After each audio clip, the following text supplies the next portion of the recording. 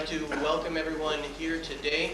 We're in about a third of the way through a very exciting series of programs here at MATC on Africa. The Global Horizons Distinguished Lecture Series looks at a couple of different areas of the world during a given year and tries to highlight that by bringing not only a wealth of local resources and expertise to that, but also several national and international speakers as part of that series. And so if people aren't aware of it, there are some handouts here up front that talk about some of the upcoming events. And some of the highlights that I'd like to simply point out briefly to you is that tomorrow night there's a free music festival of African music that will take place at the downtown MATC campus from beginning at 4 o'clock with a hands-on drumming workshop, and at 5 o'clock to 10 o'clock with free music by some of the leading African bands in the Madison area. Then on Monday we have a keynote lecture with Dr. Mahmoud Jama, who's a consultant for the United Nations on African development issues, and we also have a woman who's a grassroots peacemaker from Somalia that are here. So we have a lot of very interesting things coming up in addition to today's talk that I encourage you to check out. Today we're going to be talking about oral tradition and storytelling in Africa. And in Africa, storytelling has always been more than fiction. It's been a way by which culture and identity is passed down and has been central to part of the African experience. And we're very fortunate in Madison to have somebody who's quite well known and quite an eloquent speaker on the subject himself, although he may be too modest to say so. But Dr. Harold Scheub is part of the UW African African Languages and Literature Department in the African Studies program, and he's been generous enough with his time to come and talk to us about oral tradition today. So please give a warm welcome for Dr. Harold Scheub. Thanks, everybody. Is this thing too loud? How's that? If it gets too loud, I'll just put it away. I have spent about 10 years in Africa at various times teaching and doing research. During 4 of those years, a year each time, I walked up and down the southeastern coast of the continent working with storytellers, oral historians, poets, philosophers, and the like. If you'll take a look at the map on the, I think, second page of your handout. The areas where I've done most of my research have been in South Africa, in Lesotho. I worked in South Africa among the Xhosa. The Xhosa are the southernmost people on the continent. Nelson Mandela, for example, is a Xhosa. If you've heard the music of Miriam Makeba, you know that she is a Xhosa. I worked among the Zulu further north, in Lesotho among the Sotho people, in Swaziland among the Swati people, in the southern part of Zimbabwe among the Ndebele people. Of the years that I've spent in Africa, most of them have been in southern Africa. I also spent 2 years in Uganda, which I'll talk about in a second, which is in eastern Africa. You can see it. It's that landlocked country. Churchill called it the jewel in Africa's crown. It's one of the most magnificent countries on earth. And then what I've tried to do over the years, just to get a sense of Africa, is I visited, at least as a tourist, all of the other countries in Africa. What I want to do today is to talk about the African oral tradition. So let me begin by being a bit pedantic here, everybody. First of all, oral tradition, O-R-A-L. An oral tradition is a tradition in which ideals and values are communicated from one generation to the next, primarily by means of the spoken word. Everything that is important to the community is lodged in the imagination and in the memory of the storyteller. The storyteller, putting a conduit down to the past, keeps the society alive from one generation to the next. And my argument today is going to be that human beings, whether you live in an oral society or a literate society, human beings cannot do without stories. Stories are the way, are what give our lives their context. And this point was driven home to me very dramatically once when I was living in Uganda. And when I was in Uganda, I taught in a tiny little boarding school in the foothills of the Ruwenzori Mountains at the headwaters of the Nile River. And while I was there, I used to go across the mountains into the Congo, where I got to know a number of Mbuti people. Now, the Mbuti people are the so-called pygmies of the great rainforest of Central Africa. Let me begin with a footnote here, everybody. Being a teacher, I have to have a couple of footnotes here. One of the problems that we have when we talk about Africa is that here we are in the year 2001, and many of us still talk about Africa, and many of our journalists do, and many of our journals do, the same way we talked about Africa 800 years ago at the beginning, or 600, 700 years ago at the beginning of slavery. For example, we don't talk about African people as people. We call them natives. I don't know why we do that, but we have to call them natives for some reason. We don't talk about African communities, the incredibly complex forms that African political systems take, city-states, nations, and so forth. We level them all and call them tribal. We do not talk about the homes that Africans live in as houses and as homes. We call them huts. We don't talk about the incredibly complicated religious systems of African peoples. Each one of those religious systems, every bit as sophisticated and complex as Christianity, Islam, or Judaism, we level it all and call them animists. And in the year 2001, we continue to look on Africans as we looked on them for years in the National Geographic magazine, as the other, somebody who is different.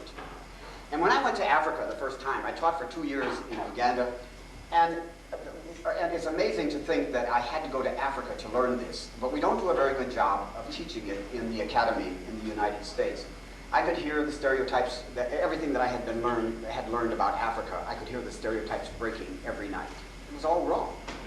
And at the end of the 2-year period, I came to a conclusion that is, and again, ridiculous to think that I had to go there to come to this conclusion. The conclusion that, in the end, there's absolutely no difference between human beings. In the end, we have the same dreams, hopes, fears, and nightmares all over the world. But somehow, we won't let Africans have those dreams and those hopes and those nightmares and those fears. Somehow, we create them in this National Geographic kind of a way. If I have time, I'll talk more about that later on. So I think that this is something for us to keep in mind, that we're talking about breathing human beings who have the same wants and needs that everybody all over the world has. Stories are a way of maintaining our relationship with our past and of maintaining our relationship with our present. Typically, but not always, African peoples organize their stories into 3 big categories. And these categories are not mutually exclusive.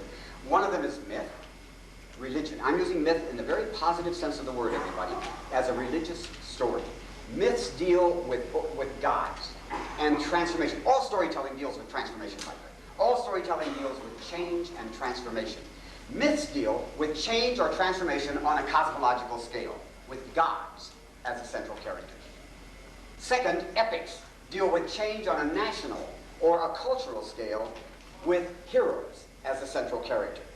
We have just gone through, those of you who lived through the 60s and the 70s, lived an epic, that was something that is without any question going to become an epic story of the United States, with Martin Luther King as the epic hero. Changes. The epic hero, like Moses, like King, have a vision for a society. And frequently, as happened with both Moses and King, they die before the dream is realized. But the dream is the important thing, and it is lodged at the heart of the world's epics. And Africa has its great epics as well. In Central Africa, there's the Epic of Mwindo, which deals with a great earth-shaking change that took place in Mwindo society as the country moved from a leadership where the leaders had very little regard for the needs of the people to a much more democratic form of government. And this change was lodged in the character of Mwindo. Epics. And then the one that we deal with, all of us, that they're just endless, and these are tales, T-A-L-E-S. Tales deal with change on an individual level, with every man and every woman as a central character. Rites of passage, for example. As we move through rites of passage, each one of us, from birth to puberty, to marriage, to death, stories document these changes in our lives and help us to navigate these changes. So let me begin today with an experience that I had, a storytelling experience that I had in Central Africa that taught me, if I didn't know it before, how really important storytelling is to human beings. We're among the Mbuti people, the so-called pygmies of the great rainforest of Central Africa. Mbuti is what they call themselves. It was Europeans who chose to call them Mbuti. They are pygmies, they are called Mbuti. The most sacred night of the year, New Year's Eve. All the hearth fires in all the homes have been put out, so the community is shrouded completely in darkness. Except in the center of the community is an enormous bonfire. And around the bonfire are all the male members of the community. Their arms are linked together, and they're dancing around the bonfire. The women are all sitting in disarray on the outskirts, watching. And the men are singing the Genesis story of the Mbuti people, how Mbuti civilization came into being. And as they tell this sacred story, as they dance around the fire, they're leading up to the point where God creates fire, fire being the very apex of human civilization. And they're moving up to the point where God creates fire. And as they do so, two women, the oldest woman in the community and the youngest woman in the community, actually she wasn't a woman a few weeks ago, she was still a girl, she's just passed through her puberty rite of passage. Two women, the oldest and the youngest, rush up to the cordon of men, break through that cordon, and go up to where the fire is. And now, the way I saw it, in a beautifully choreographed way, the men slowly move into the background, the women all get up and they slowly move into the foreground, and they take up the singing of the story, moving up to where the fire is, now locking their arms together, dancing around the fire and telling the story. And as they do so, the two women, the oldest and the youngest, take the brands of fire and they're throwing them in all directions. A dramatic sight to see. In the end, there's almost no fire, just little embers of fire all over the place.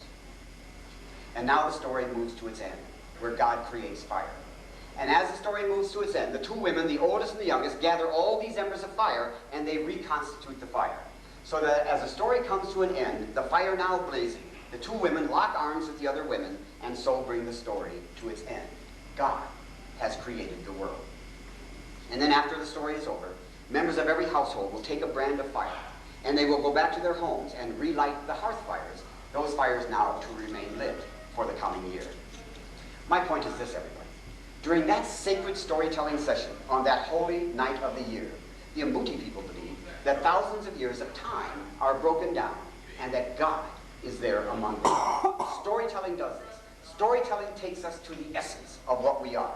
Storytelling is something that tells us, that creates our context, that helps us to move through the great changes that take place in our lives. And that's on every society. In America today, we may not sit around a hearth fire and listen to storytellers. We sit around the television set and we watch television. Same thing. I mean, how many different ways can the Cinderella story be told? We're still counting. The fact is that we tell the same stories. And when cultures come into contact with each other, one of the first things that they exchange is stories. And the reason is that we tell the same stories. There may be a slight, thin cultural patina overlaying the stories, but essentially, it's the same story. So I make big claims for storytelling. I just don't think that we can do without storytelling. So what I thought I would do is give you a personal storytelling tour of Africa today, and then maybe we can talk a little bit about that.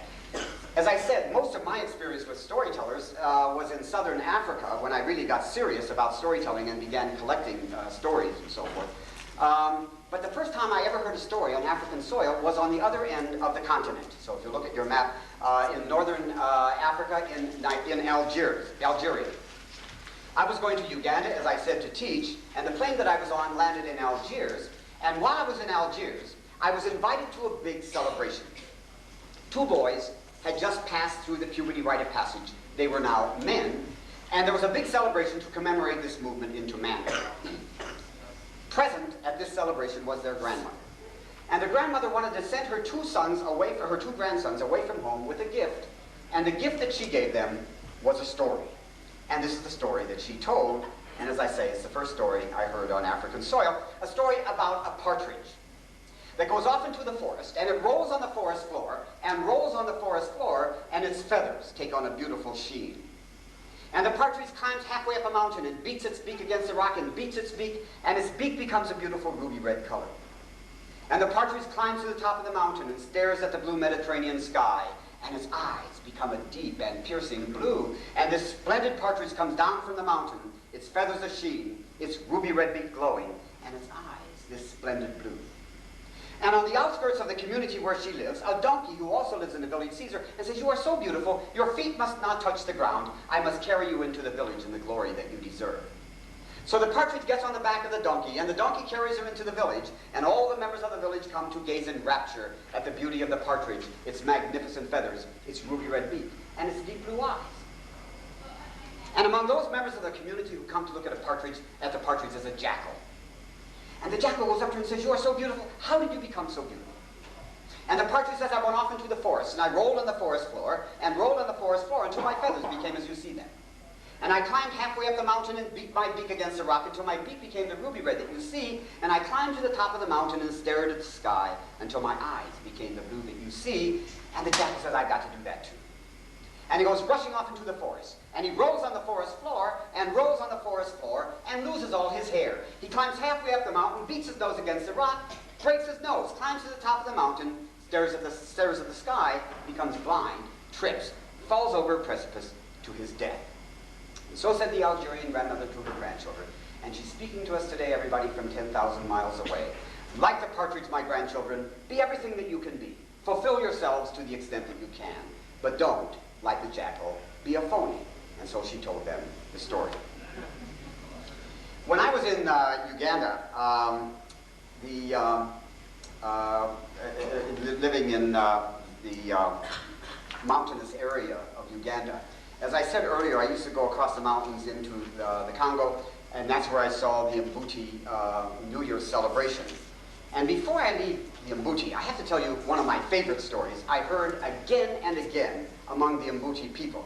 The story has been collected. It's in various forms.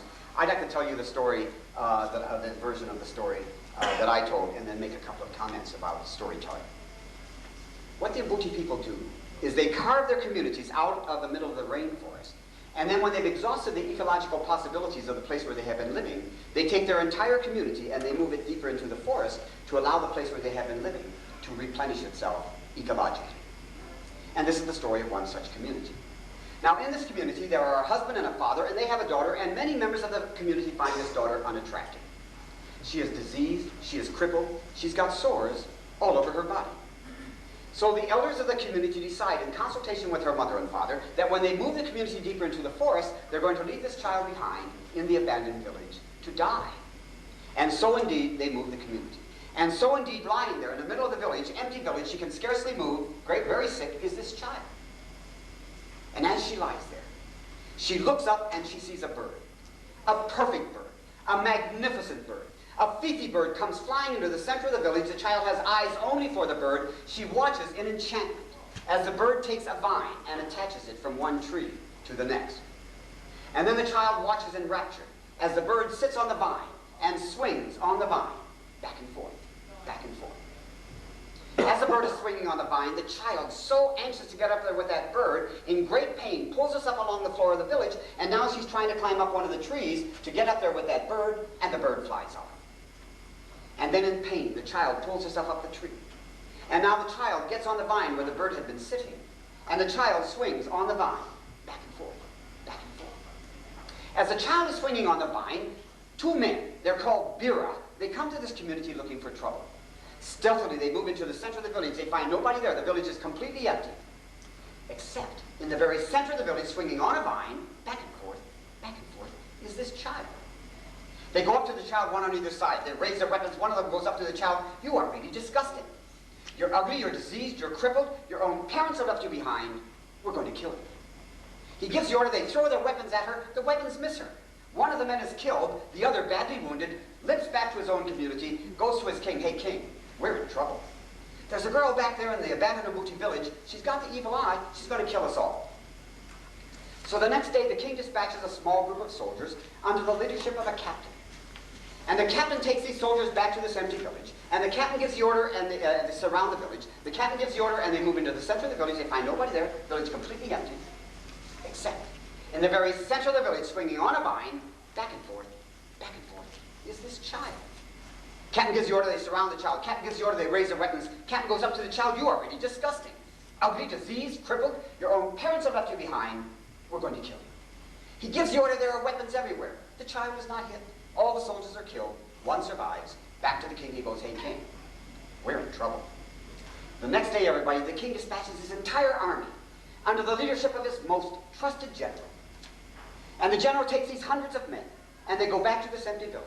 And the general gives the order, and they surround the village. And the general gives the order, and they move into the center of the village. They find nobody there. The village is completely empty, except in the very center of the village, swinging on a vine, back and child. General gives the order, they surround the child. General gives the order, they raise their weapons. General goes up to the child, you are really disgusting. You're ugly, you're diseased, you're crippled, your own parents have left you behind. We're going to kill you. He gives the order, it is a rain of weapons, weapons everywhere. The child is not hit. All the soldiers are killed. One survives. Back to the king he goes. King, it's all over. Finally, everybody, the king decides that he will take every member of his kingdom and they will go back to this village and destroy this child. So the next day the king takes hundreds of people and they go back to the empty village.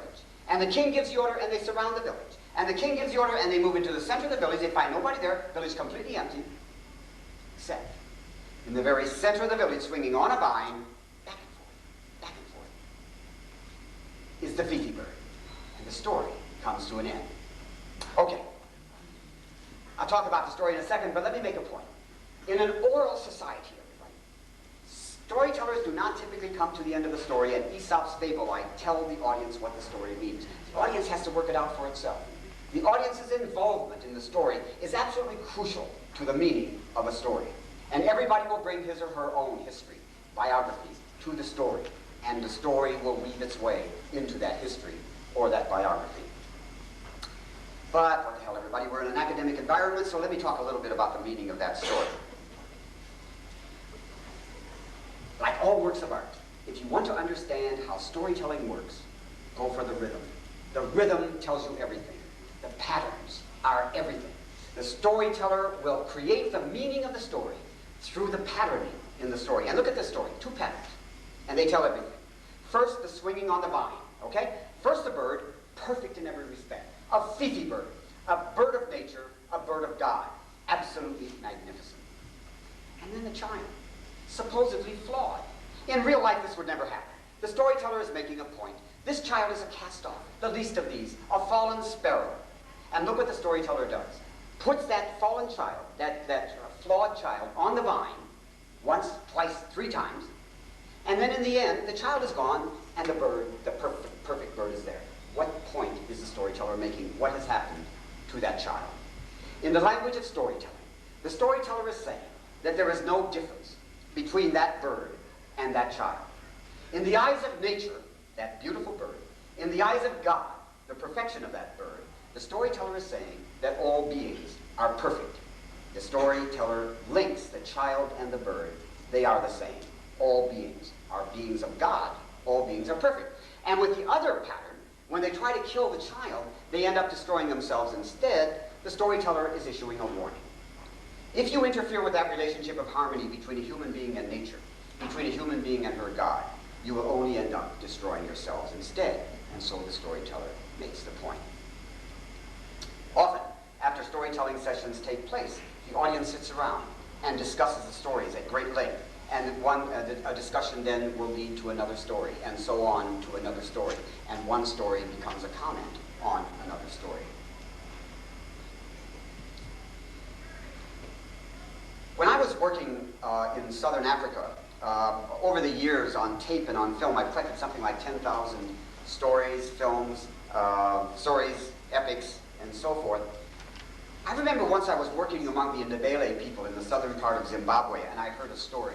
Let me talk a little bit about this story and cast it into the context of another story to make another point about storytelling, and that is that storytelling can be dangerous to your health. I remember telling stories up at Green Bay a few years ago and was denounced by members of the audience as being satanic. So I'm here to tell you, everybody, that storytelling can be dangerous. And also here in liberal Madison, Wisconsin. Several years ago, during African American History Month, this month, I'm often invited to the schools in Madison to tell stories. The teachers and the principals tell me exactly as you hear them in Africa. And I take them at their words. I find the ages of the kids in the audience, and I check my field notes to find stories that were told to their peers in Africa. Some years ago, I was invited to 3 schools here in Madison to tell stories during 1 week in February. And I arrived at the first school, turns out it was the last. There were 350 kids sitting on the floor of the gymnasium, their teachers, and the principal arranged against the wall. I began my performance, turns out, ended my performance with this story. A story about a husband and a wife who live in a remote area of Zimbabwe. For 3 years there has been a ruinous drought. The people have no food. The wife is 7 months pregnant. Every day the husband goes out to the fields, always desperately looking for food. He comes home every day with a few scraggly carrots. That's all he's able to find out on the prairie. One day the husband comes home with his usual ration of roots. And his wife says to him, look, we cannot go on like this. We're going to die. My child is going to die. What we must do, she says, is go to my parents' place. Perhaps my parents have food. Now, her parents live 2 days' journey across the vast and forbidding prairie. They have no means of transportation. They must walk. But the husband is so hungry, he immediately agrees. So early the next morning, they set out on this 2 days' journey. And as they're walking across the prairie, in the middle of the first day, they come upon a date tree. And at the top of the date tree, there's date fruit. They come to the foot of the tree, and the husband says to his wife, climb that tree and get that fruit. She says, I cannot climb the tree, I'm pregnant. He says, never mind, climb the tree. She says, I cannot do it. He says, okay, I'll climb the tree, but you cannot have any of the fruit. So the husband climbs the tree, and he's throwing the date fruit to the bottom of the tree. His wife, in an effort to be helpful, is neatly stacking the fruit up at the bottom of the tree. The husband keeps accusing the wife of eating the fruit. She keeps assuring him that she's not eating the fruit. Finally, the husband comes down from the tree, ravenously hungry, furious with his wife, takes his weapon, and kills his wife. Teachers fainting all over the place inside this gymnasium, everybody, and he buries her body in a shallow grave. And then the amazing thing, he continues going to his in-laws' place. He is so certain that they have food, he is so hungry, he moves away from the grave of his wife, munching on these dates. And as he moves away from the grave of his wife, from out of the body of the mother comes the unborn child. Its body is glistening red. Its umbilical cord is over its shoulder. It's scooting across the prairie in its buttocks. Its mouth is agape. It is singing, Father, Father, wait for me, the little unborn one. Principal leaping up and down and going, time. Father, frightened, kills the child, stuffs the body of the child into the hollow of a tree, continues going to his in-laws' place. Night falls. He goes off into a forest asleep. Early the next morning, he gets up. He is so hungry. He's got a full day's journey ahead of him. As he races across the prairie, in the middle of that second morning, on a hill overlooking the path along which he is walking comes this child. Body glistening red, umbilical cord over its shoulder, scooting across the prairie, its buttocks, its mouth agape. Father, Father, wait for me, the little unborn one. Again the father is frightened. Again he kills the child, and he throws the body of the child into a pool of water. Late afternoon, way off in the distance on the slope of a mountain, he can make out the village where his in-laws live. And as he roars along the path, up the slope of the mountain, preparatory to entering the village, on a hill overlooking the village, the path along which he is walking, comes this child. Body glistening red, umbilical cord over its shoulder, scooting across the prairie, its buttocks, its mouth agape. Father, Father, wait for me, the little unborn one. Again the father kills the child, and again he stuffs the body of the child into the hollow of a tree, and he arrives at his in-laws' place. Outside, in the center of the village, all the in-laws gather around, and of course the first question they have is, where is our daughter? And he lies, and he says, I left your daughter at home. She was ill, she was pregnant, she could not make the trip. But we are so hungry, do you have food? And the people say, we have plenty of food, and they seat him at a table outside in the middle of the village, and they fill the table with food. And all the in-laws gather around and watch silently as the man keeps stuffing the food in his mouth, and stuffing the food in his mouth. And as he is stuffing the food in his mouth, on a hill overlooking the village comes his child. Body glistening red, umbilical cord over his shoulder, scooting across the prairie, in his buttocks, his mouth agape. Father, Father, wait for me, the little unborn one. The father keeps stuffing the food in his mouth and stuffing the food in his mouth. And the child comes right down into the center of the village, and the people make way for the child, and the child goes into the very house where its mother was born. The father keeps stuffing the food in his mouth and stuffing the food in his mouth, and all the people of the community file into the house after the child. And now the child gets on the very bed where its mother was born. And the father, eating no more, is staring into the door of his house as the child sings once more, Father, Father, wait for me, the little unborn one. And now the people understand what has happened. And without a word, the grandmother of the child goes up to the child, takes the child in her arms, comes outside the house, all the people filing outside the house after her. And she goes up to the head of the table where the man is sitting unresisting. And with the child in her arms, she stares wordlessly at him. And the people gather around, and they execute him, and they throw his body into the forest. Okay, I'll say something about the story in a minute, everybody. Let me finish the other story. First, when it was over, the teacher and the principals immediately ushered, the teachers and this principal immediately ushered all the kids out of this gymnasium, away from this dirty old man. And that night I got telephone calls from the other two principals, without explanation, I didn't need one, canceling my performances at their school. But what the principal and the teachers did not understand, the kids understand the language of storytelling. Principal and teacher couldn't get past that unborn child, body glistening red, umbilical cord over its shoulder. But in the language of storytelling, everybody, This is a very conservative story. Storytelling is conservative. Storytelling conserves the essence of the society, keeping, as I said earlier, the society alive. And that unborn child, that fantasy image of that unborn child, folklorists call these fantasy images motifs. They are ancient, M-O-T-I-F, as ancient as the society itself. And they are often emotion-evocative images. The storyteller builds the story around that. This story of the unborn child, body glistening red, is one of the most ancient motifs known to folklorists. They call it the image, the motif of the persistent pursuer. Somebody who latches onto you and won't let you go. If you've ever read Emile Zola's Teresa Rakim, you know that the whole story is built around that unborn child story. We tell stories in that way. Those of you who are in literature, taking literature classes, must surely know that at the heart of all novels, great novels, short stories, is the oral tradition. Still there, still organized, still doing what storytellers have done forever.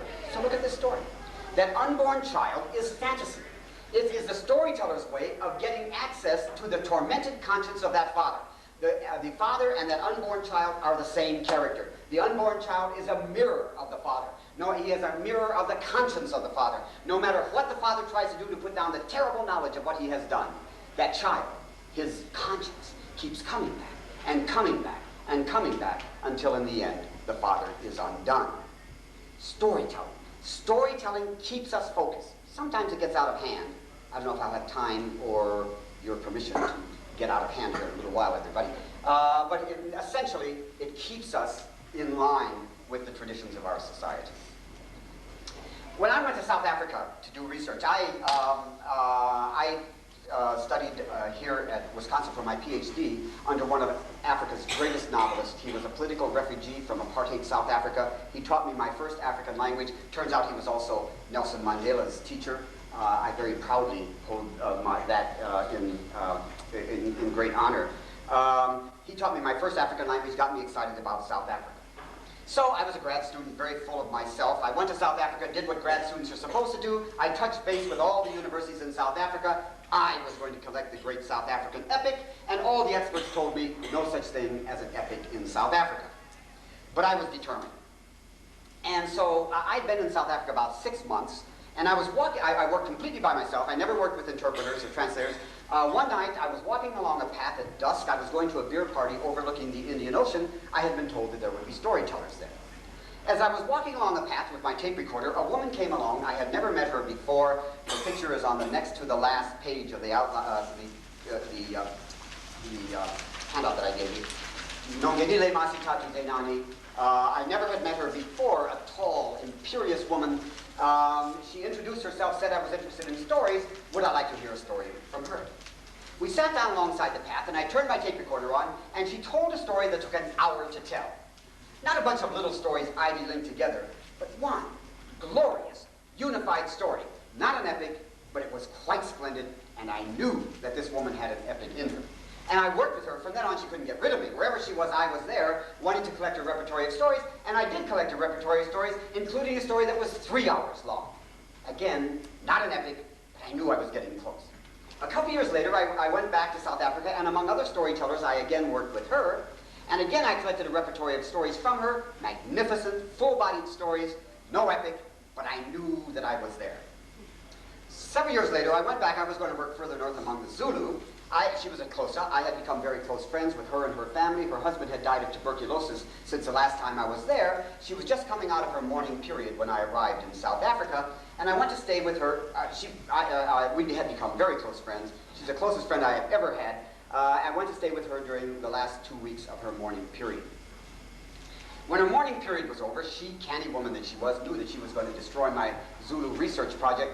She wanted me to come back the following morning at 10 o'clock. She was going to tell a story that I had never heard before. I'd never heard a story begun at 10 o'clock before. The Xhosa have a tradition that if you tell stories in the daytime, you're going to grow horns. And of course, the reason for that is to keep the kids from bugging the parents to tell them stories when the kids should be doing their chores. But I found that actually storytelling can take place at all times of day or night. She was then around 65 years old. In her audience were 7 women and 2 men of her age, and then the audience waxed and waned as time went on. She explained to everybody that the epic that she was going to perform, she had heard as a teenager from her great aunt, had heard it in bits and pieces, told it in bits and pieces since then, but never in its entirety. She wanted to tell it once more before she died, pointing out that her grandchildren were going to Western-style schools with Dickens and Emma stuck in their back pockets, no longer interested in the oral tradition. She also explained that men were by and large the oral historians and the oral poets in closest society, so the origins of closest society were typically given a male spin. This ancient epic that she was about to recreate dealt with the origins of closest society from a woman's point of view, so her heroes were women. She started to tell the story at 10 o'clock in the morning. 4 hours later, we took a break, came back in the evening, and went on for 3 more hours. The first time I'd ever heard a story continued into the next day. I really got religion that night, everybody. I prayed that nothing would happen to this woman. The story was glorious. The next day it went on for 5 hours, the next day for 6 hours, and on she went. For 21 days, this woman performed one story. Now, she was a doctor, so she had to be away seeing to her patients for 4 of those days. So actually 17 of the days were performance days. When it was over, it was 150 hours long. Just to give you a sense of the staggering length of that glorious story, if Homer would have created the Odyssey at a single sitting, it may have taken him 30 or 35 hours. In my word processor, where I have transcribed and translated that story, each of the days averages out to around 400 pages. It was glorious, but that's only part of the story. That was in July. She invited us all to come back the following October for part 2 of what she considered a 3-part Xhosa epic. My Zulu research project went up in flames. There was no way I would miss it. The following October, part 2, 150 hours again, and then the following January, part 3, so that the 3-part epic amounts to something like 500 hours. And I thought I'd tell you that story this morning. But let me tell you a story that all of her stories were very rich and full-bodied. But let me tell you a story I did hear, a shorter story I heard from her once, just to give you a flavor of this absolutely magnificent person. She told the story about 2 sisters, about the same age, but as unlike as night and day. One of the sisters is perfect. She does everything her mother and father tell her to do. She's respectful of her grandparents. She's good to nature. She is a parent's dream. And she's got a sister about the same age who is exactly the opposite. She never obeys her mother and father. She's disgusting in her relationships with nature, not respectful of her grandparents, not a nice kid. One day the good sister goes to her mother and says, "Mother, I'd like to get married." The mother says, "Yes, my daughter. You're a good daughter. You're good to your grandmother and grandfather. You respect your mother and father. You're good to nature. Yes, my daughter, it's time for you to get married." Now, they live in a remote area, so the daughter is going to have to go off into a forest to find a husband. So the mother gives her a flask of milk that she attaches to her belt, and off she goes into the forest looking for a husband. As she's wandering through the forest, she hears a noise. Looks around and sees a woman. The woman is really old, everybody. She's all hunched over like this, and she's got this green and brown gunk coming out of her eyes, and it has covered her eyes and plastered over them, so the old woman can hardly see, but the old woman hears this young woman, says, "Young woman, come over here." We're talking a well-brought-up young woman, everybody. She goes right over to the old woman. "Yes, grandmother, what can I do for you?" "Come and lick this stuff out of my eyes," the old woman says. We are talking well brought up, everybody. She goes right over to the old woman. "Yes, grandmother," she says, and she licks this stuff out of the old woman's eyes. The old woman says, "Bless you, my child. All will go well with you." And the young woman goes skipping into the forest, and she meets another old woman. The woman is really old, everybody. She's got a bucket of water on her head. She's going home, and the woman is so frail, it looks as if the bucket of water is going to spill over the floor of the forest. She goes up to the old woman. "Oh, grandmother, let me help you." Gently takes the bucket of water from the old woman's head, goes 5 miles out of her way to take the water to the old woman's home, and the old woman says, "Bless you, my child. All will go well with you." Deeper into the forest she goes. What a great kid. We'll call her Pollyanna, everybody. Deeper into the forest she goes. She comes to a wildcat. The wildcat is dying. It's thin. It's lost its mother and father. Gently she takes the flask of milk from her waist and feeds the milk to the wildcat. And the wildcat purrs and rubs its fur against her leg. She comes to a river. A crab is trying to get down to the river, but it's lost one of its claws. Gently she lifts the crab up, takes it down to the river, and there goes the crab scuttling happily into the water. And this lovely, splendid human being arrives at a village in the middle of the forest. And there's nobody in the village. The village is empty. Except in the very center of the village are a mortar and pestle. Y'all know what a mortar and pestle are? In the old days, they would take a log, put it on its end, carve out a bowl. That's the mortar. You put the grain in the bowl, okay? And then the pestle is the hammer with which you beat the grain. Okay, mortar, grain in the mortar, pestle leaning against the mortar, otherwise the place is empty. She goes up to the mortar, well brought up, takes the pestle, grinds the grain until it's very fine, and makes a wonderful porridge. And takes the porridge into one of the houses. And getting into bed, places the porridge on a table alongside the bed and falls asleep. Middle of the night. A hurricane-like wind outside. She leaps up in bed frightened. The door flies open. Into the house comes an enormous snake. And the snake goes right up to her and wraps its coils around her and sticks its head into the porridge and loves it and crawls into bed beside her and falls asleep. Freudian scholars, take it. She wakes up the next morning. The snake has transformed into a very handsome young man. She falls in love with him. They get married. She's very happy. And surely you agree, she deserves her happiness. And she takes him home to introduce him to her mother and father. Remember her sister? Not a nice person. Never obeys her mother and father. Not nice to nature. Disrespectful to her grandparents. She takes one look at this guy, says, "Mother, I want to get married too." The mother says, "Not a chance. You're not a nice person. It's not time for you to get married. You're not nice to your mother and father. You're not nice to nature. You're really nasty to your grandmother and grandfather. No, no, no, you've got a long time to wait." But she keeps nagging at her mother and nagging at her mother. And finally her mother gives up, says, here's a bottle of milk. Go get married." Off into the forest she goes looking for a husband. As she's moving through the forest, she hears a noise, looks around, sees a woman. The woman is really old, everybody. She's all hunched over. Have you heard this? She's all hunched over like this. She's got this green and brown gunk coming out of her eyes. The old woman can hardly see, but she hears this young woman, says, "Young woman, come over here." She goes over to the old woman and says, "What do you want, old lady?" The woman says, "Come and let..." She says, "Are you kidding?" And she knocks the old woman off the side of the path. Deeper into the forest she goes. She comes to another old woman. The woman is really old. She's got a bucket of water on her head. The woman is very frail. It looks as if the water is going to spill over the floor of the forest. She goes up to the old woman and kicks her in the shins, and the water goes spilling all over the floor of the forest. What a disgusting human being. Deeper into the forest she goes. She comes to a wildcat. The wildcat is dying. It's thin. It's lost its mother and father. She goes up to the wildcat and kicks the wildcat off the side of the path. Deeper into the forest she goes. She comes to a river. A crab is trying to get down to the river. It's lost one of its claws. She stomps the crab into the earth, and she arrives at a village in the middle of the forest, and there's nobody there. The village is completely empty, except in the very center of the forest are a mortar and pestle. Y'all know what a mortar and pestle are, right? Mortar, grain in the mortar, pestle leaning against the mortar. She goes up to the mortar, takes the pestle, hits the grain a couple of times, makes a lousy porridge. And takes the porridge into one of the houses, gets into bed, places the porridge on the table alongside the bed, falls asleep. Middle of the night. A hurricane-like wind outside. She leaps up in bed frightened. The door flies open. Into the house comes an enormous snake. The snake goes right up to her, wraps its coils around her, sticks its head into the porridge, hates it, and wraps its coils around her, and wraps its coils around her, and wraps its coils around her until there is no life left in her. And that is the story of the good girl and the bad girl, and I don't have to tell you the meaning of that story. Storytelling. In Central Africa, I mentioned before, there's a story of a hero, a heroic character whose name is Window. Window has a father. Now, there's no way I can tell you this epic. It's enormous, but I'm just going to summarize it. This is the Reader's Digest two-minute version, everybody. But I want to talk a little bit about the epic. The father is very worried that if his wife gives birth to a son, that son will grow up to be a threat to the father, so the father decrees that if his wife bears a son, that son must be destroyed.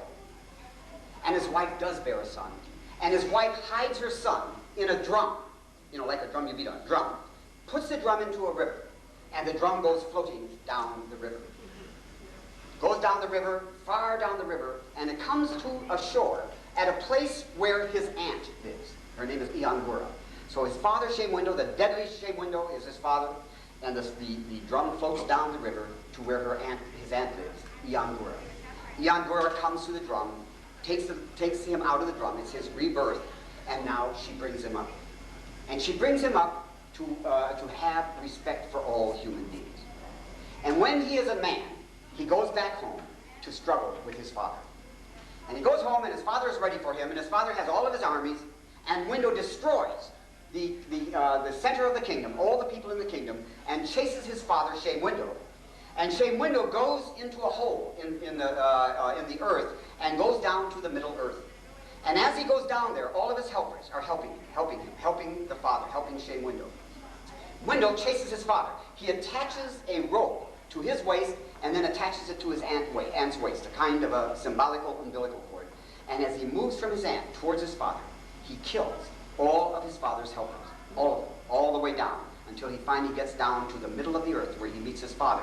And now his father scurries back to the surface of the earth, and now Window goes back. Now he's moving in the direction of his aunt, and as he does so, he brings everybody back to life again. Everybody whom he had killed, he brings back to life. And when he comes back to the surface of the earth, his father gives up. And Window then brings all the people whom he had killed back to earth. And at the centerpiece of the epic, there are 3 magnificent thrones that are suspended above the people.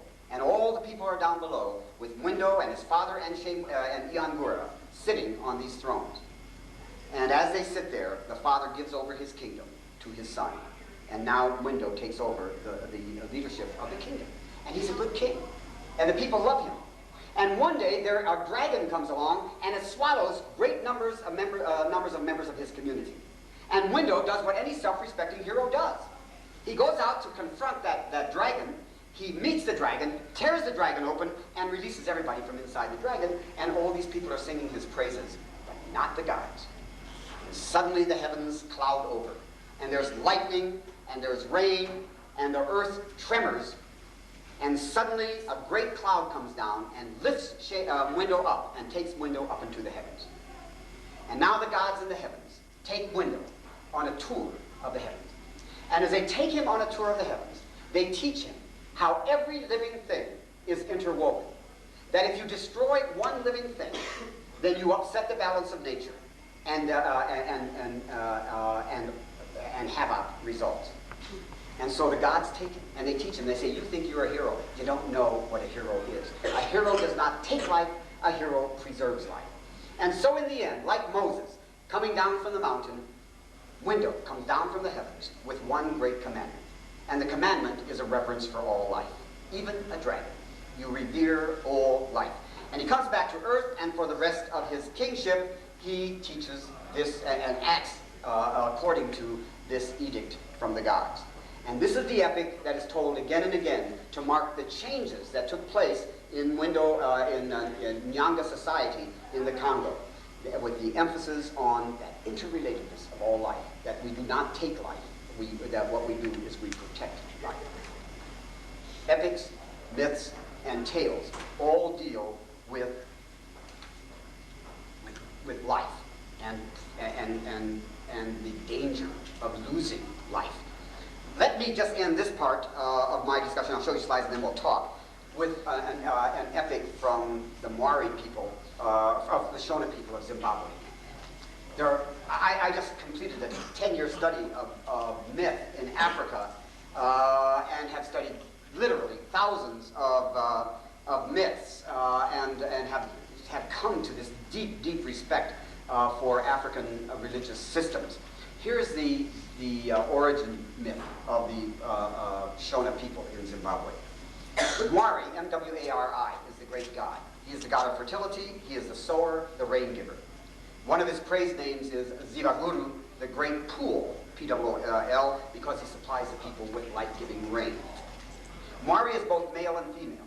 As a female, he is the owner, as a male, he is the owner of the skies, the god of light, the father of creation, who manifests himself in lightning or the shooting star. This is the god of above.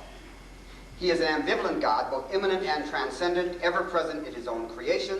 As a female, he is merged in the pool, the life-giving pool, with all of its mystery and its darkness. This is the god of below. And so it begins. And Mwari creates man, Musikabanu, in the heavens. And he drops man into space.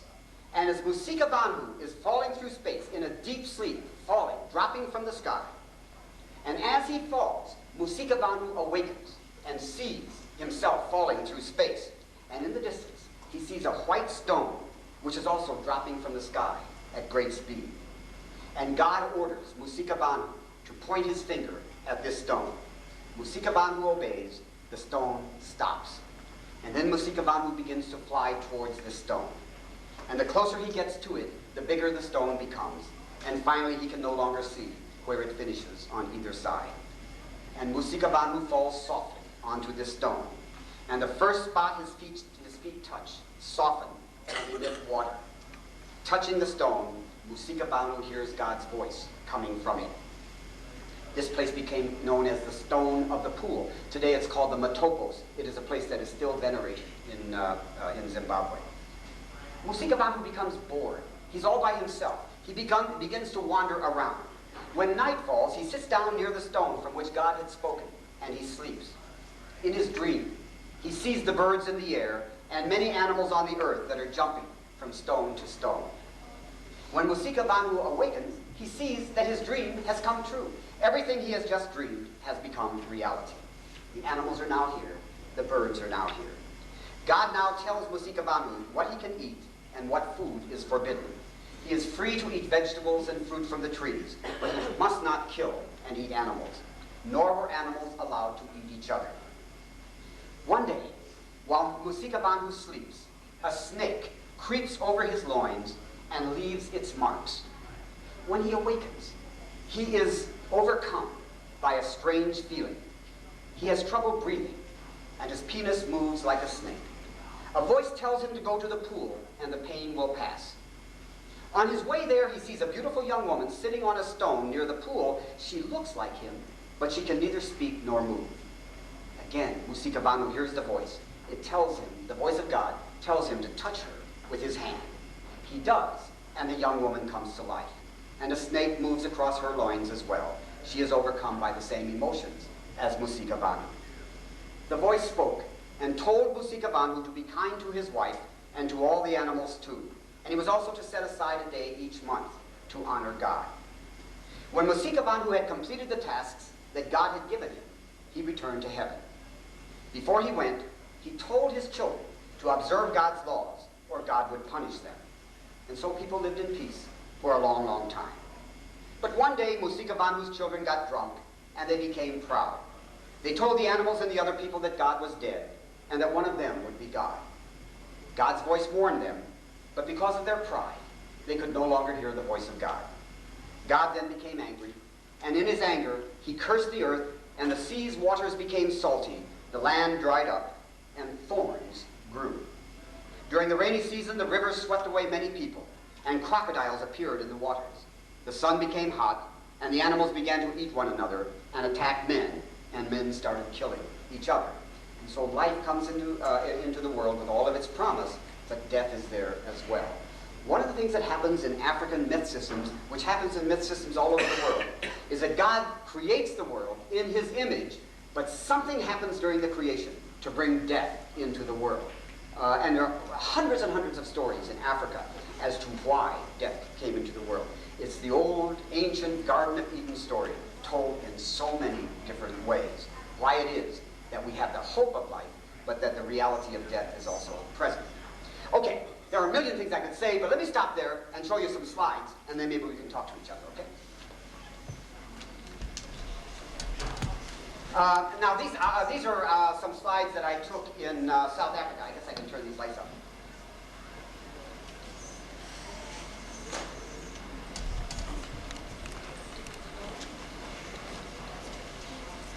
These are slides that I took in South Africa, mainly, in Southern Africa, anyway. Now, we're right down near the Indian Ocean. Can you all see this? We're right down near the Indian Ocean. And the people, this is among the Xhosa, X-H-O-S-A, everybody, Xhosa. The X is a click that is made by expelling your air out of the side of your mouth. It's called a lateral click, like this. Try it. The H means it's aspirated. Air comes out of your mouth. If you were Eliza Doolittle, you would put the candle out, like that. Try it. Okay, now the tough part. You've got to get the vowels with it now. X-H-O. Kho. Kho. And the name of the people and the name of the language is Xhosa. Try it. Xhosa. Xhosa. Xhosa. Okay, this is among the Xhosa people. And the Xhosa traditionally did not organize their homes into villages. This would be one person's homestead. The husband and wife might live in one house. The children might live in a couple of houses. A house for visiting relatives, a kitchen house, a storage house. The cattle would be kept in the cattle kraal at night. Now, what I did when I went to South Africa is I worked in the rural areas mainly, although I did do work in the cities as well, because I was interested in seeing what happens to the oral traditions as people become urbanized. The slides that you're going to see are slides in the remoter areas of southern Africa. And as you all know, South Africa also has these enormous cities, Johannesburg, Cape Town, Durban, Bloemfontein, and the like. So we're in the country areas here. And what I did every day is I would simply set out. I knew nobody at all. And I would set out early in the morning and try to get myself invited to storytelling sessions. When I first went to South Africa, everybody, and we could spend a whole period talking about this, it was during the very depths of apartheid in South Africa.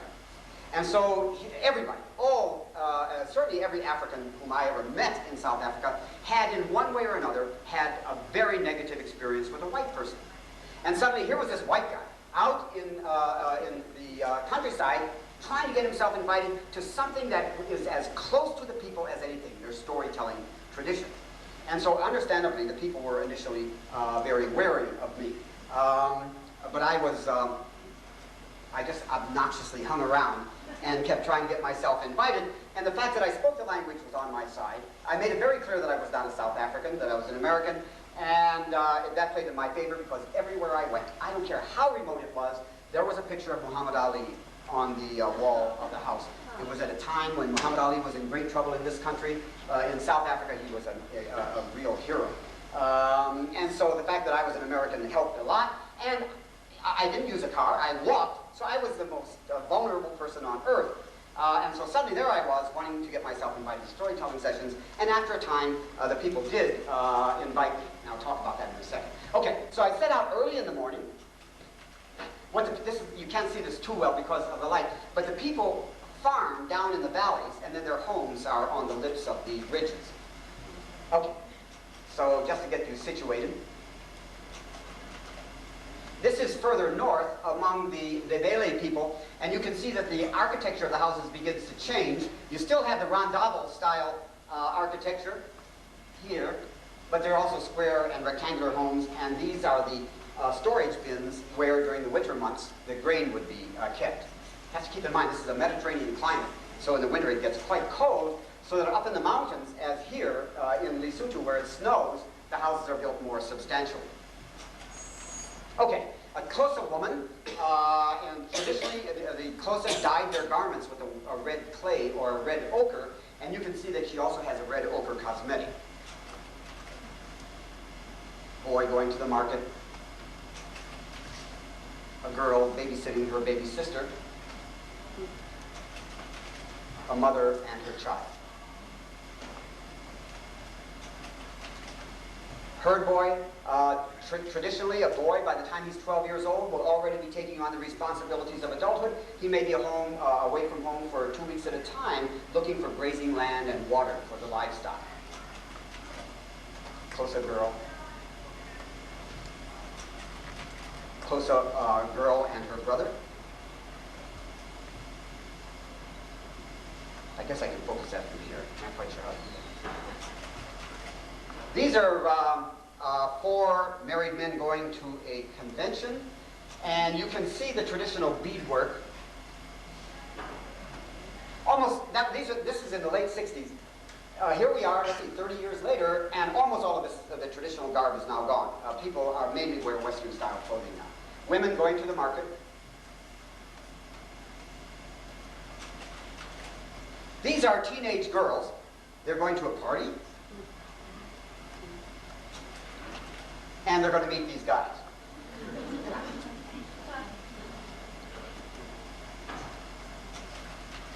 And this is the band.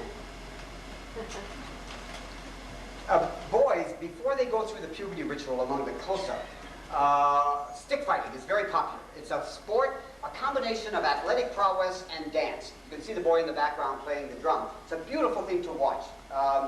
Their girlfriends will have beaded their costumes for them. And it's a stirring sort of a blending, aesthetic blending of dance and athletic prowess.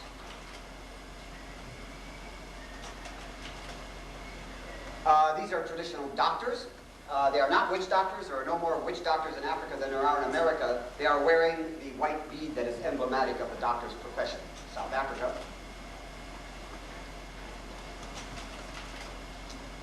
People are very poor during apartheid. They are farmers. Corn is a staple food.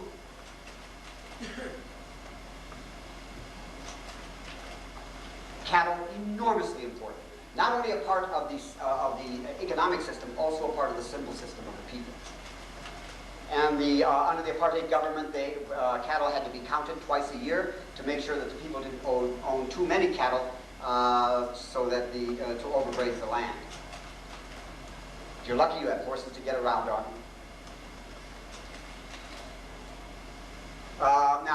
Nowadays, people don't use mortars and pestles anymore. These women are going to the market to have their grain ground with a machine.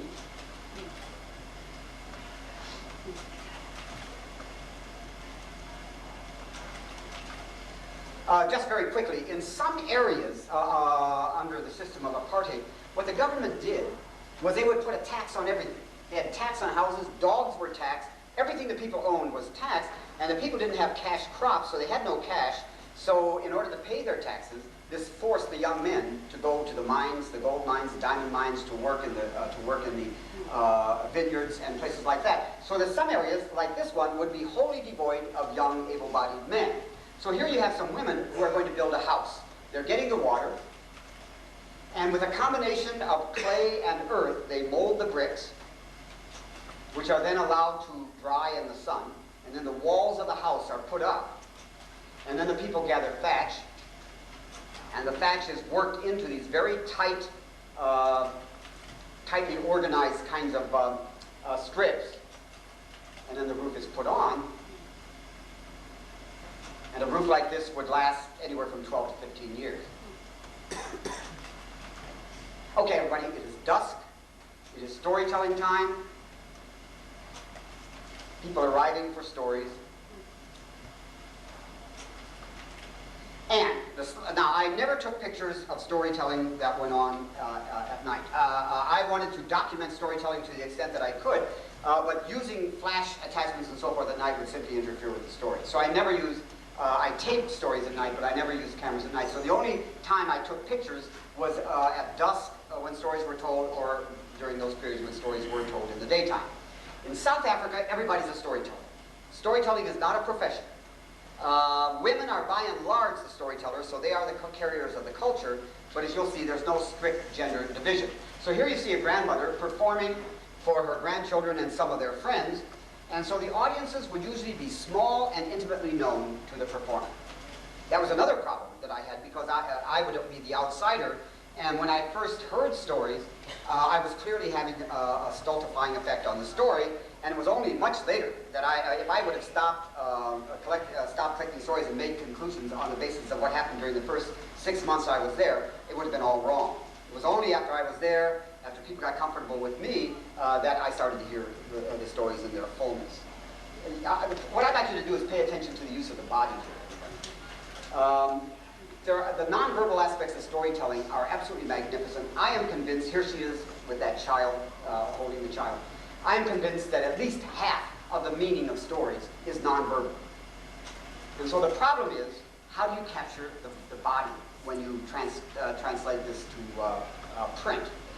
Zulu Storyteller, you can see the shadows of the members of her audience. There they are.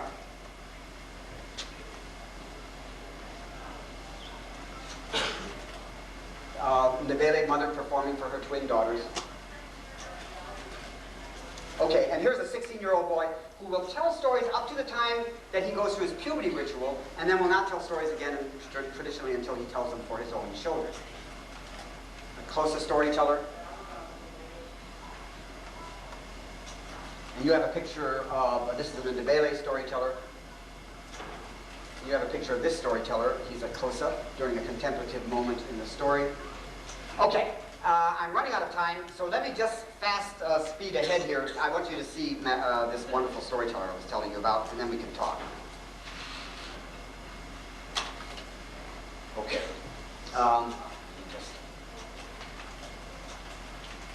Okay, this is Masitatu Zenani. Nongenile Masitatu Zenani.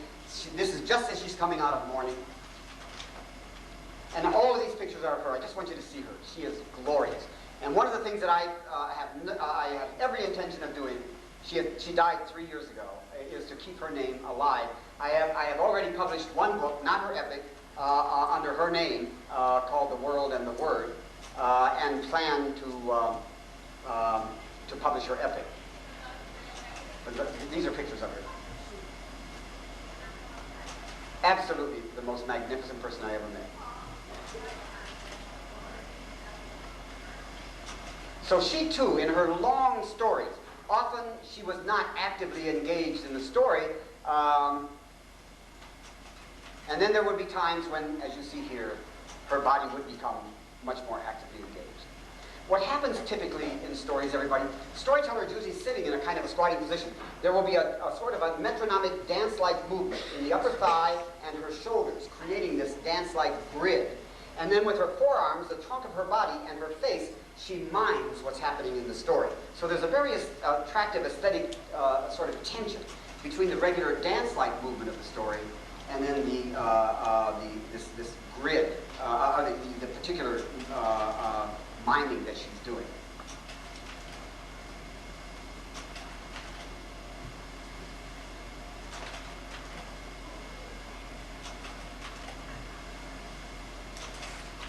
Okay, and then finally, I just want to show, these are pictures taken of 3 out of 12 young boys who had just gone through their puberty ritual. Let me do this very quickly. This is among the close-up. It's the middle of the night, alongside a mountain, 12 boys, completely naked, standing alongside the mountain, plainly very frightened. All around them are the male members of the community whom they most respect. Their fathers or uncles, religious and political leaders of the community. They will not see women now for 6 months. Songs are sung, speeches are made, and in the middle of the night, a doctor comes among them. And each boy, without benefit of painkiller, is circumcised. And at the moment of circumcision, each boy says, not flinching, not crying, his father is watching, after all his uncle, each boy says, "I am a man." It's his first act of manhood. And then their bodies are coated with a white clay, which is periodically renewed during the 6-month period. They have a sheepskin on their head, and their fathers give them these blanket-like capes, so they all look uniform.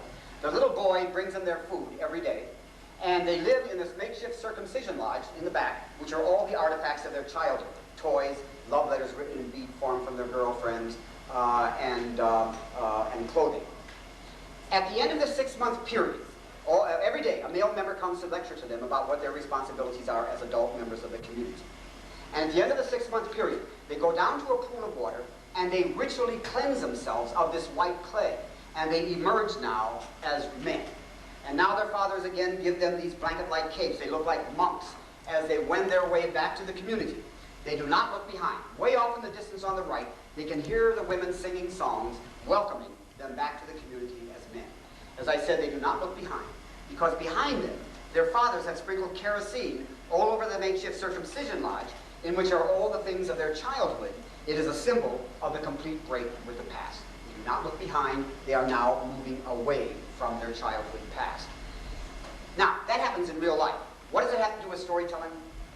My point is this. This is a fearful period in these boys' lives. The puberty rite of passage is, of all the rites of passage, surely the most difficult, the most traumatic. And it has ever been so. And storytellers are there. By the time those boys are standing alongside that mountain in the middle of the night, they will have had, at the feet of storytellers, hundreds and hundreds of stories about what it means as you pass into this new part of your life, so that the storytellers will have given them a necessary emotional cushioning, a psychological cushioning that helps them to move through this difficult period in their lives. Storytelling concentrates on the great crises, the great interstices in human lives, and helps us to navigate those changes. And once again, as I said at the beginning, I don't think we can do without the storyteller. Okay, so let me stop there. We've got a few minutes and we can talk to each other.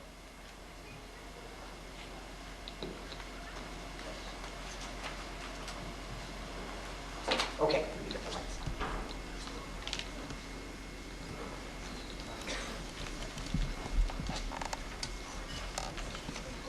Sorry, everybody, when you get somebody who's both a combination of teacher and somebody who loves stories, you can't keep the guy's mouth shut.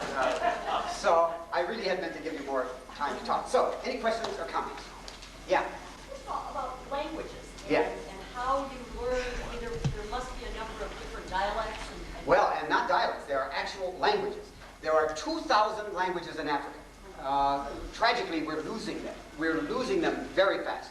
But there are 2,000. So, and so I work with 8 languages. I haven't even made a dent. But it's enough for me to get around on. I am living proof that you do not have to be 5 years old to learn a language. And I really have to learn. I really have to work hard at languages. And the first language I learned was Xhosa, and I learned that in the classroom here. And then once I convinced myself that it was possible to master a language, what I did with the others is I would internalize a grammar and a vocabulary, and then it was sink or swim. I would go into an area where nobody spoke English, and I had to come to terms with the language. So that over the years, I worked with 8 languages, but it's a fact, these are very tonal languages, very complicated languages, so that every time I go back, I have to sort of get back into the harmony of a tonal language, which is what, especially in the oral areas. But it was enormously important to me. There is no way, I think, that I could have learned what I learned about storytelling and history and philosophy and so forth had I not been able to work with it in those languages. And what happened to me was people said, sure, you can come to our storytelling session, but you've got to tell a story from your own tradition. And I still remember the first time I ever heard it told Jack and the Beanstalk in Xhosa. And it was the most miserable rendering you can imagine. And after it was over, everybody sort of gathered around me and taught me what I had done wrong. It's the best thing I could have done. Yeah, but you make mistakes with languages also. One of my favorite stories about language learning, and people who are trying to work with the Africans, I heard this again and again among the Xhosa. Can I get away with one nasty word? It's okay. All right. Just one nasty word. It's okay. I heard this so often. The European missionary comes, he's going to convert the people to Christianity, and he's going to use their own language. And so everybody's got stories about this, everybody. But here's the one that I heard again and again. So, and again, we get these clicks in the language. Another click is a C click. Like that. Try it. Now, you can nasalize that. Try that. You can also voice it. And you can nasalize it and voice it. There are all kinds of things that you can do, and if you don't get it right, you can mess up. So, here's the missionary, and he wants to tell the people, don't despair, God is with you. Now, the word for despair is nama, N-C-A-M-A. Musani kun nama, don't despair, God is with you, is what he wants to say. Instead of nasalizing that click, he aspirates it. Musani kun kam. So what he wants to say is, don't despair, God is with you. What he's actually saying is, don't piss, God is on your side. And every time the people told me the story, they said, how the missionaries ever got a foothold, I never know. But the fact is, you've got to be careful. I remember once I walked everywhere, but once I was going a long distance, so some missionaries gave me a lift up into the foothills of the Drakensberg Mountains. And suddenly here I appeared among the people who are called the Scheub people. And these 2 guys, the missionaries, had given me a lift. And so here I am. And these Scheub women came up and said, where did you come from? And what I wanted to say in Xhosa was I got a ride with some missionaries. And what I actually said was I rode some missionaries and learned very, very rapidly that the word ride has sexual connotations in Xhosa. So from then on, whenever I went back to this area, it was always, hey, nudge, nudge, here comes a guy who rides missionary.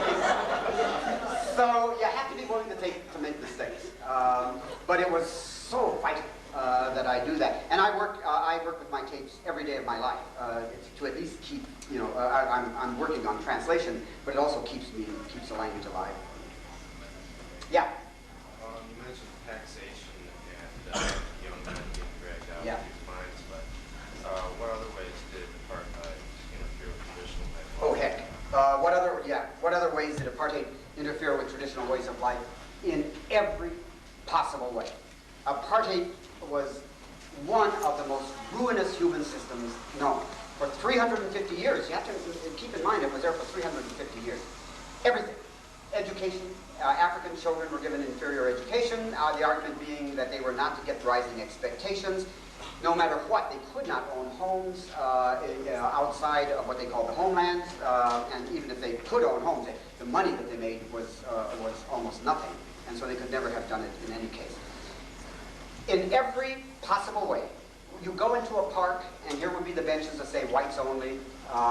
You go into a shop, You have doors for whites, you have doors for so-called coloreds, and you have doors for Africans because of these various classifications, doors for Asians. Everything. You have to imagine a system in which everything was decided according to race. It's like what this country was like before the 1950s. When I went into the Air Force, I remember getting off the train in St. Louis and seeing the latrines, the restrooms, coloreds only, whites only.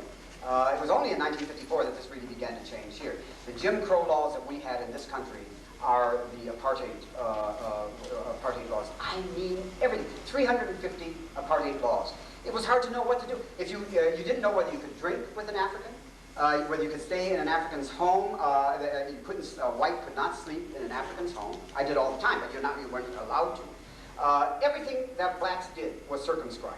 Everywhere they went, they had to have the pass. A man or a woman had to have a pass with them, and this is why South Africa, up until the time when apartheid was finally gone in the early 1990s, South Africa had the highest percentage of its people in jail of any place on earth because of contraventions of the pass law. If they didn't have the right pass, they would be put into jail. So yeah, your question is very important, and it just had ramifications in everything, from the time you were born to the time you died, the hospital you could go to, if you were lucky to be able to go to a hospital, where you could give birth to children, everything. Yeah. Yeah, what was the name of the book that you had published on the woman's life, and what? The World and the Word, by the woman. Her name is on. It's called The World and the Word, and it's got her stories plus her own commentaries and her own analyses. She provides the cultural context, everything. And what was the name of the book that you want to publish her epic? Well, I don't know yet what it will be. But is your name going to be attached to that book? Yeah, it'll be her name, and I'll be as it is with The World and the Word. It's under her name, and then in small print it says edited by Scheub. That sort of thing. Right. Okay. Okay, everybody. Oh, sorry, we're running out of time, but I'm happy to hang around. Go ahead. The storytelling that you've heard, is it always repeating something from the past, or does the storyteller say something that is original? Okay. So that's a very important question. So is a story always something from the past, or is a storyteller saying something original and new? And the answer is both of those things. You can't have a story unless it's not, there has to be that familiar echo in there. So stories are all built on the stuff of the past, because that's the way the past visits itself on the present. So what you do is you take the material of the present and you place it into the context of the material from the past. But it's got to be that way. Hang on, if you'll just allow me just to make this point, everybody. I didn't have a chance to make it earlier. We tell the same stories, but the stories are always placed into new contexts. Just to give you an example of that, in the West, remember Little Red Riding Hood, the Grimm brothers' version of Little Red Riding Hood. Now, the idea is that story we're being told today, it would still be recognizably Little Red Riding Hood, but it would take on contemporary kinds of context. So here's James Thurber, the American humorist, very briefly retelling that story, a kind of Thelma and Louise version of Little Red Riding Hood. One afternoon, a big wolf waited in a dark forest for a little girl to come along carrying a basket of food to her grandmother. Finally, a little girl did come along, and she was carrying a basket of food. "Are you carrying that basket to your grandmother?" asked the wolf. The little girl said yes, she was. So the wolf asked her where her grandmother lived, and the little girl told him, and he disappeared into the wood. When the little girl opened the door of her grandmother's house, she saw that there was somebody in bed with a nightcap on. She had approached no nearer than 25 feet from the bed when she saw that it was not her grandmother, but the wolf, for even in a nightcap, a wolf does not look any more like your grandmother than the Metro-Goldwyn lion looks like Calvin Coolidge. So the little girl took an automatic out of her basket and shot the wolf dead. And the moral, says Thurber, it is not so easy to fool little girls nowadays as it used to be. So we tell the same story. It's still recognizably the same, but we place it around. We place contemporary elements around it. But having said that, let me emphasize: I don't think that in a traditional storytelling system, you never have a story created out of whole cloth. It is always based upon tradition. The tradition is always there. And my experience was that audiences demanded this. Yeah. You said it took 6 months before they let you hear a real story. Well, it took, after 6 months when I heard that one great storyteller, it didn't always take 6 months, but I did have to wait around for a while. Okay. How long were you with them? What I did was I would stay in an area as long as I felt, if I felt that they were going to invite me to stories, I would hang around. And it didn't take 6 months each time. It may take a couple of weeks. Or sometimes they would say, sure, come on in. And then I would hear the stories and know that I wasn't really getting the full story. And I'd try to hang around to see if that would change. What happened after my first year trip, and when I came back 2 years later, I had already passed into folklore myself. So it was easy then, because everybody knew I was serious, and everybody knew that, and look, the people we never asked for money or anything like this. It was a collaborative kind of a thing. My argument was that when freedom came to South Africa, all of my tapes would be lodged in the archives at the University of Cape Town. And so the idea was that what we were doing something to encapsulate storytelling as it was being told at this time. And I like that part of it as well.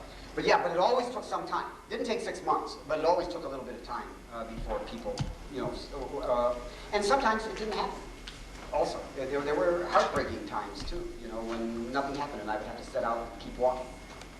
Yeah. You tell an interesting way of is the electronic age is the electronic age without any question, as it has all over the world. CNN is there, Big Macs are there, everything. So it's and American. On television nowadays you can watch the Jeffersons lip sync with Kosa. The American tradition is everywhere in South Africa. Johannesburg, this enormous city, is like Chicago. And Durban is like any tourist city in Florida, for example. So yeah, the changes all over Africa are like this, and storytelling has been affected by them. Is it having an effect on storytelling? And without any question. What's happening is that the television programs, radio programs that are being fashioned there will be built around the traditional story often. But there's no question whatsoever that the American television is just everywhere and is having a very dynamic influence. And by the way, it's always been this way. When cultures came into contact with each other, they would have this influence on each other. And here we see this omnipresent American culture, which is having a dynamic influence on tradition. Yeah, and for better or for worse, that's what's happening. And it's happening all over Africa and all over the world, for that matter. The American influence is just earth-shaking, I think. More than anything else, it's television, it's radio, and the fact that now we have the internet. And everybody seems to have a cell phone. Everybody seems to have a laptop, and so and America has control over all that. So it's just the story has not yet been written on the influence that this country has had on the world, and the world hates it. The other day, yesterday, Valentine's Day, in India, many conservative Hindus are objecting to Valentine's Day, which is being transported into India from the United States, and people are buying chocolates and Valentines and all this sort of thing. And he says he's fed up with this. He wants Indian traditions, but there's no fighting this. It's simply the way it is. Cultures come into contact, and one can lament it all one wants, but that's in the nature of things. It's always been there. The movie Gods Have Fallen. The Gods Must Be Crazy. That's a great example of it. Yeah. In fact, The Gods Must Be Crazy. I saw The Gods Must Be Crazy in New York with 2 close-up friends, and they were furious. In fact, walked out. Because it was made by an Afrikaner, a white South African whose name is Jamie Ace. And what they argued was that every time you would see Africans in the picture, they would always be dressed in their nice traditional clothing and dancing in traditional. But the Africans who were in the cities and so forth were under the influence of Castro, and they were treated. They were created in these stereotyped kinds of ways of Africa. And the idea is, it's just like in Cry the Beloved Country by Peyton. As long as the Africans are in their place, everything is okay. But once they move into the cities and so forth, they are a danger. And so The Gods Must Be Crazy, the biggest foreign film ever in France, one of the biggest ones in this country and in Japan, had an enormous influence, but it carries, many people believe, that it carries these pro-apartheid kinds of ideas on separation of people. Okay. Thank you again for being so generous with your Thanks, time. everybody.